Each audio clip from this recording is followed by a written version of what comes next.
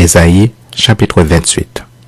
Malheur à la couronne superbe des ivrognes d'Éphraïm, à la fleur fanée qui fait l'éclat de sa parure, sur la cime de la fertile vallée de ceux qui s'enivrent.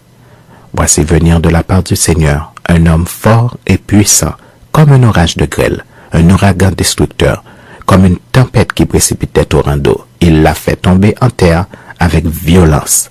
Elle sera foulée aux pieds, la couronne superbe des ivrognes d'Éphraïm, et la fleur fanée qui fait l'éclat de sa parure sur la cime de la fertile vallée sera comme une figure hâtive qu'on aperçoit avant la récolte et qui, à peine dans la main, est aussitôt avalée. En ce jour, l'Éternel des armées sera une couronne éclatante et une parure magnifique pour le reste de son peuple. Un esprit de justice pour celui qui est assis au siège de la justice et une force pour ceux qui repoussent l'ennemi jusqu'à ses portes. Mais eux aussi, ils chancellent dans le vin et les boissons fortes leur donnent des vertiges. Sacrificateurs et prophètes chancellent dans les boissons fortes. Ils sont absorbés par le vin. Ils ont des vertiges à cause des boissons fortes. Ils chancellent en prophétisant. Ils vacillent en rendant la justice.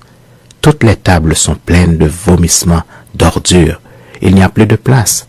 À qui veut-on enseigner la sagesse? À qui veut-on donner des leçons? Est-ce à des enfants qui viennent d'être sevrés, qui viennent de quitter la mamelle? Car c'est précepte sur précepte, précepte sur précepte, règle sur règle, règle sur règle, un peu ici, un peu là.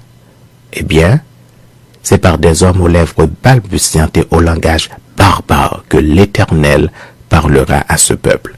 Il lui disait, voici le repos, laissez reposer celui qui est fatigué, voici le lieu du repos. Mais ils n'ont pas voulu écouter. Et pour eux, la parole de l'Éternel sera précepte sur précepte, précepte sur précepte, règle sur règle, règle sur règle, un peu ici, un peu là, afin qu'en marchant, il tombe à la renverse et se brise, afin qu'il soit enlacé et pris. Écoutez donc la parole de l'Éternel, moqueur, vous qui dominez sur ce peuple de Jérusalem.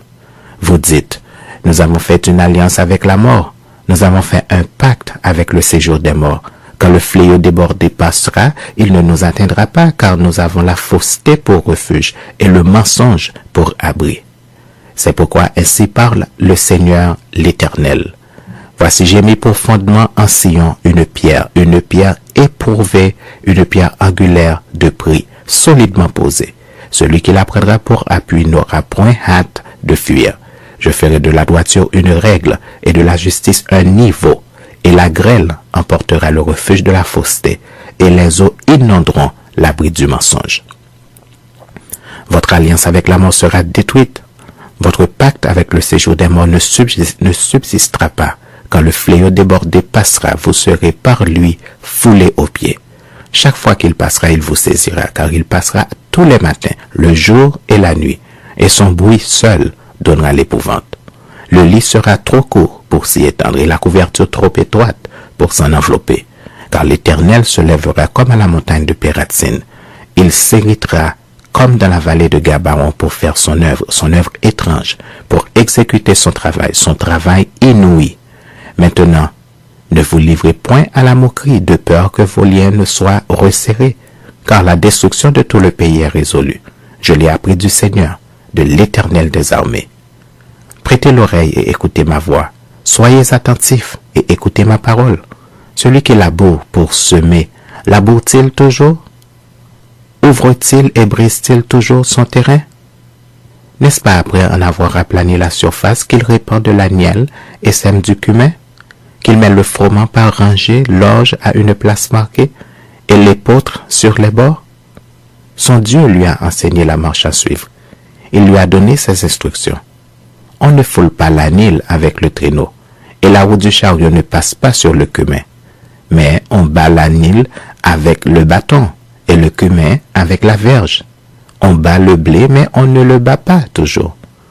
On y pousse la roue du chariot et les chevaux, mais on ne l'écrase pas. Cela aussi vient de l'Éternel des armées. Admirable est son conseil et grande est sa sagesse.